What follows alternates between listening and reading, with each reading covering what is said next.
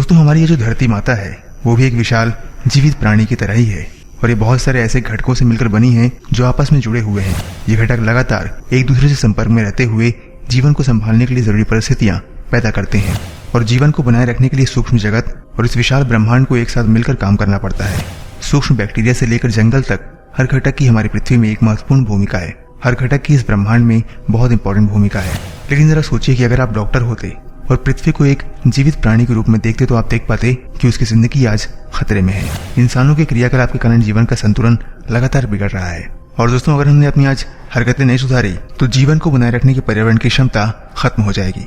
तो आइए इस वीडियो में जानते हैं दोस्तों कि जीवन को बनाए रखने की पृथ्वी की जो क्षमता है उसको किन 5 मुख्य चीजों से खतरा है।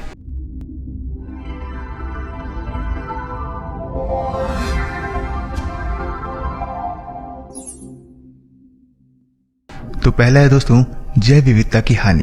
अधिक जैव विविधता वाला पर्यावरण तंत्र ज्यादा स्थायी और लचीला होता है। हर प्रजाति पर्यावरण तंत्र का एक बहुत इंपॉर्टेंट हिस्सा है जो अपने काम में दक्ष है और पूरे पर्यावरण में योगदान देता है। लेकिन हमारी पृथ्वी फिलहाल एक बहुत ही भयानक बदलाव से गुजर रही है। विशेषज्ञों का अंदाजा है कि प्रजातियों के प्राकृतिक रूप से लुप्त होने की दर के मुकाबले वर्तमान में उनके लुप्त होने की दर 1000 से 10,000 गुना ज्यादा है। दूसरा है दोस्तों असंतुलित खेती। दोस्तों हमारी अधिकांश खेती असंतुलित है जो पृथ्वी के लाइफ सपोर्ट सिस्टम पर बहुत दबाव डालती है। आजकल आमतौर पर एक ही फसल की हमेशा खेती की जाती है जो अस्थिर पर्यावरण तंत्र को बढ़ावा देता है। अगर कोई किसान केवल मक्का उगाता है तो वहाँ विनाशकारी कीड़ों को खाने वाले परभक्षियों के लिए कोई स्थान नहीं होगा, जिसकी वजह से कृत्रिम कीटनाशकों की आवश्यकता पड़ेगी। मोनोकल्चर यानी कि एक धान्य कृषि में बड़ी जड़ों वाली कोई फसल नहीं होती है जो कि मिट्टी को पकड़ कर रख सके। इस कारण मिट्टी का कटाव होता है और साथ ही पोषक तत्वों को बहाल करने और मिट्टी में नाइट्रोजन की समस्या को हल करने वाली कोई फसल नहीं होती है, जिस कारण रासायनिक उर्वरकों की आवश्यकता पड़ती है। दोस्तों पूरी दुनिया में कृषि भूमि बेकार हो रही है और हमारे सामने बहुत ही महत्वपूर्ण और अप्रिय सवाल उठ रहा है कि भावी पीढ़ियां अपना पेट आखिर भरेंगी कैसे जब सारी जमीन ही जहरीली हो चुकी होगी। तीसरा है जनसंख्या वृद्धि। पिछले 100 सालों में जनसंख्या 2 अरब से बढ़कर 7 अरब से भी ज्यादा हो गई है।